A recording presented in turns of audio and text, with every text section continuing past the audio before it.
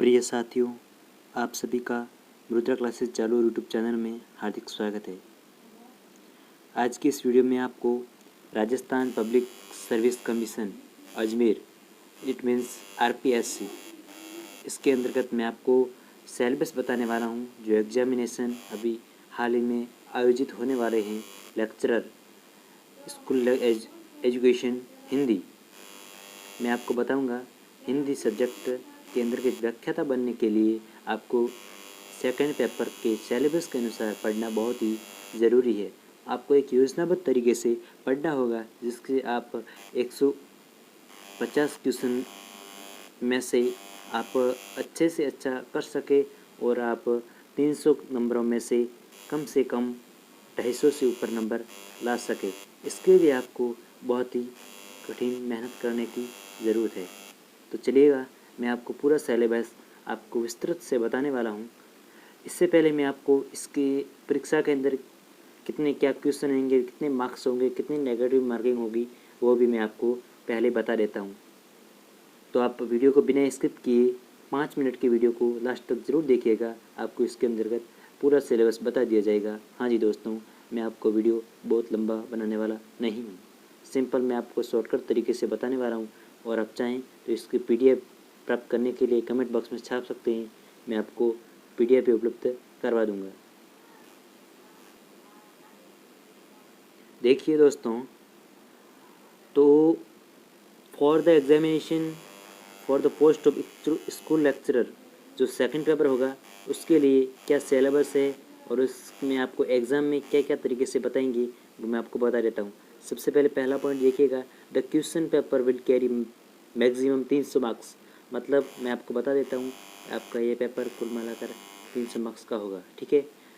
Duration of the question paper will be 3 hour और इसके लिए आपको टाइम मिलने वाला है 3 घंटे का आपको टाइम मिलेगा। ठीक है। The question paper will be carry 150 question of multiple choice. इसमें आपको 150 क्वेश्चन मिलने वाले हैं। ठीक है दोस्तों। Negative marking shall be applicated in the every evaluation of answer for every wrong answer 1/3। आप यदि गलत उत्तर देते हैं तो आपकी प्राप्त अंकों में से 1/3 अंक काट दिया जाएगा। ठीक है दोस्तों। अगला देखिएगा, 5वां point, paper shall include following subjects. सबसे पहले है आपका नॉलेज होना चाहिए सीनियर सेकेंडरी लेवल, फिर graduation level, post graduation level, और आपको psychology, pedology, teaching learning material, use of computer and information technology in teaching learning. तो आपको 300 में से अंक प्राप्त करने हैं। 3 घंटे का टाइम होने वाला है। 150 क्वेश्चन आने वाले हैं। प्रत्येक क्वेश्चन 2 अंक का होगा और आपको ऑब्जेक्टिव क्वेश्चन सभी प्राप्त होने वाले हैं। ठीक है दोस्तों। तो देखिए, हम सिलेबस आपको बता देते हैं। देखिए दोस्तों, सबसे पहले खंड है पहला, उच्च माध्यमिक स्तर का है।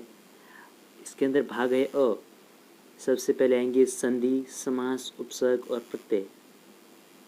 फिर आएंगे पर्यायवाची शब्द, विलोम शब्द, समश्रुति, भिन्नार्थक शब्द, अनेकार्थी शब्द, वाक्यांश के लिए सार्थक शब्द, शब्द शुद्धिकरण, वाक्य शुद्धिकरण। पत्रों के अंतर्गत आएंगे अर्थशास्त्र के पत्र, विज्ञप्ति, परिपत्र, निविदा, ज्ञापन और अधिसूचना। मुहावरे और लोकोक्तियाँ भी सम्मिलित है। अपठित गद्यांश और पद्यांश से संबंधित क्वेश्चन भी ऑब्जेक्टिव तौर पर आएंगी। जनसंचार के प्रमुख माध्यम, रेडियो, टेलीविज़न संबंधी, और उसके लेखन और पत्रकार से संबंधित आएंगे कविता, कहानी, वार्ता, रिपोर्टाज और डायरी, लेखन विषय, भाषा तत्व आदि। ठीक है दोस्तों। भाग ब, इसके अंतर्गत शब्द शक्ति, जिसमें अभिधा, लक्षणा और व्यंजना इनसे संबंधित आपको क्वेश्चन मिलेंगे।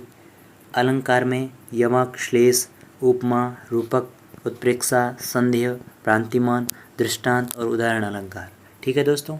छंद के अंतर्गत दोहा, चौपाई, रोला, उल्लाला, गीतिका और हरि गीतिका। काव्य गुण के अंतर्गत माधुर्य, ओज और प्रसाद गुण। काव्य रस में रस का स्वरूप, रसावयव, जिसके अंतर्गत स्थायी भाव, विभाव, अनुभाव और संसारी भाव, इन सभी रसों के लक्षण और उदाहरण आपको अपने क्वेश्चन पेपर में क्वेश्चन इससे संबंधित आने वाले हैं। ठीक है दोस्तों। सबसे पहले हमने देख लिया है खंड ए, पहला खंड, जिसमें हम उच्च माध्यमिक स्तर सीनियर सेकेंडरी लेवल के क्वेश्चन आने वाले हैं। अब हम देख लेते हैं स्नातक स्तर के क्वेश्चन। ठीक है दोस्तों, देखिएगा खंड 2 स्नातक स्तर, इसके अंतर्गत हिंदी साहित्य का इतिहास, इतिहास लेखन परंपरा, प्रमुख इतिहास ग्रंथ, इतिहास लेखक, हिंदी साहित्य का आरंभ, काल विभाजन और नामकरण। इसके बाद में देखिएगा आदिकाल, रचनाओं की प्रामाणिकता, प्रवृत्तियाँ, प्रमुख रचनाकार, रचनाओं का परिचय। इसके अंतर्गत चंद्रबरदाई और नरपति नालव, इन दोनों को विशेषकर प्रधानता दी गई है। फिर भक्ति काल में सामान्य परिचय, भक्ति का उद्भव, विकास और दार्शनिक पृष्ठभूमि। ठीक है दोस्तों, संत काव्य, सूफी काव्य, राम भक्ति काव्य और कृष्ण भक्ति काव्य, इनकी विशेषताएं, प्रमुख कवि और रचनाएं।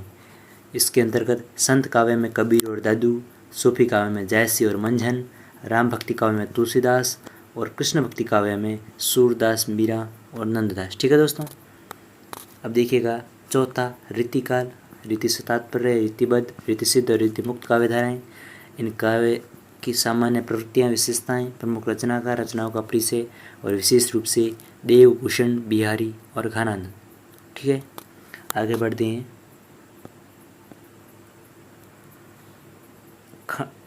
आधुनिक काल, इसके अंतर्गत पूर्व पीठिका, तत्कालीन परिस्थितियाँ, हिंदी खड़ी बोली का उद्भव, गद्य विशेष। ठीक है, नवजागरण, भारतेंदु और समकालीन साहित्यकार, गद्य की विविध विधाओं का उद्भव, विविध गद्य विधाओं का विकास, नाटक, एकांकी, निबंध, कहानी, उपन्यास, आत्मकथा, जीवनी, संस्मरण, रेखा चित्र और रिपोर्टाज, प्रमुख रचना एवं उनकी रचनाओं और रचनाकारों का परिचय, काव्य का विकास, भारतेंदु युग, द्वितीय युग, छायावाद, प्रगतिवाद, प्रयोगवाद, नई कविता एवं समकालीन कविता, इनके प्रमुख रचनाकार और उनकी रचनाओं का परिचय। ठीक है, अब आगे हम खंड 3 की तरफ बढ़ते हैं, जो पोस्ट ग्रेजुएशन से संबंधित है। अभी हमने सिर्फ ग्रेजुएशन टॉपिक पढ़ा है, अब हम पोस्ट ग्रेजुएशन के अंतर्गत देख लेते हैं। देखिए, स्नातकोत्तर स्तर में काव्य के हेतु, लक्षण और प्रयोजन, रस निष्पत्ति, साधारणीकरण, ध्वनि सिद्धांत और वक्रोक्ति सिद्धांत, अरस्तु का अनुकरण सिद्धांत, लोंजाइनस का उदात्त सिद्धांत और मनोविश्लेषणवाद। ठीक है, रचनाओं के अंतर्गत कबीर ग्रंथावली जो श्याम सुंदर दास ने लिखी है, रामचरितमानस तुलसीदास ने, बिहारी रत्नाकर डॉक्टर जगन्नाथ रत्नाकर ने, साकेत मैथिली गुप्त ने, और इन सभी के अंतर्गत ये प्रमुख है, जो भी देख लीजिएगा। आगे देखिएगा निबंध, इसके अंतर्गत कविता क्या है, जो चिंतामणि का पहला भाग रामचंद्र शुक्ल ने लिखी है, शिरीष के फूल, कल्पलता हजारी प्रसाद द्विवेदी जी का प्रमुख निबंध है। कहानियों के अंतर्गत कफन प्रेमचंद, पुरस्कार जयशंकर प्रसाद और यही जस है मनोभंडारी। देखिएगा आगे हिंदी भाषा, उद्भव और विकास, बोलियाँ, उपबोलियाँ, राजभाषा और देवनागरी लिपि। ठीक है दोस्तों, आगे देखिएगा भाग 4 की तरफ हम बढ़ने वाले हैं। खंड 3 के अंतर्गत चौथा भाग शैक्षिक मनोविज्ञान, शिक्षा शास्त्र, शिक्षण अधिगम सामग्री, कंप्यूटर एवं सूचना तकनीकी का शिक्षण अधिगम में उपयोग। इसके अंतर्गत शैक्षणिक मनोविज्ञान, ये सभी प्रमुख टॉपिक दिए गए हैं। यदि आप इनके PDF प्राप्त करना चाहें तो आप कमेंट बॉक्स में छाप दीजिएगा, और हमारे टेलीग्राम चैनल और यूट्यूब चैनल और अपने हमारे इंस्टाग्राम को भी आप फॉलो पेज कर सकते हैं। सभी की एक ही ID है, रुद्रा क्लासेज जालोर। ठीक है, आगे बढ़ते हैं। ये आपके प्रमुख है, इसके अंतर्गत 3 भाग है, तो हमने कुल मिलाकर मैं बता देता हूँ, हमने विशेष तौर पर 3 खंडों के अंतर्गत इस पूरे सिलेबस को समझा है। पहला सीनियर सेकेंडरी से संबंधित, दूसरा ग्रेजुएशन से संबंधित और तीसरा पोस्ट ग्रेजुएशन से संबंधित। ठीक है दोस्तों, इससे संबंधित आपका पूरा सिलेबस है हिंदी का, और कुल 300 मार्क्स का होने वाला है। 150 क्वेश्चन आने वाले हैं और आपको 3 घंटे का टाइम मिलेगा, और प्रत्येक 1/3 आपकी नेगेटिव मार्किंग भी रखी गई है। ठीक है, तो आज के लिए बस इतना ही। फिर मिलेंगे इसी तरह के नई वीडियो में, तब तक बने रहेगा हमारे यूट्यूब चैनल के साथ, और चैनल को सब्सक्राइब करना बिल्कुल ना भूलिएगा दोस्तों। हाँ जी, आप सभी को बेस्ट ऑफ लक। आप हिंदी व्याख्याता बनने के लायक है और आप बन सकती हैं।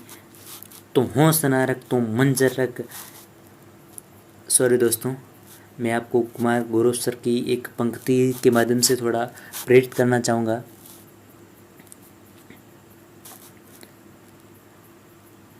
सॉरी, मैं आपको नहीं बताना चाहूँगा, थोड़ा मिस्टेक हो जाएगी। ठीक है, मैं आपको स्वामी विवेकानंद की पंक्ति से अवगत करवाना चाहूँगा कि उठो जागो और तब तक रुको नहीं कि जब तक लक्ष्य प्राप्त ना हो जाए, जब तक लक्ष्य प्राप्त ना हो जाए। इसी के साथ मैं आपसे विदा लेता और फिर मिलूँगा इसी तरह के नए वीडियो में। तब तक बने रहेगा मेरे यूट्यूब चैनल के साथ और बेल आइकन को दबाना बिल्कुल नहीं भूलिएगा। धन्यवाद। जय हिंद, जय भारत।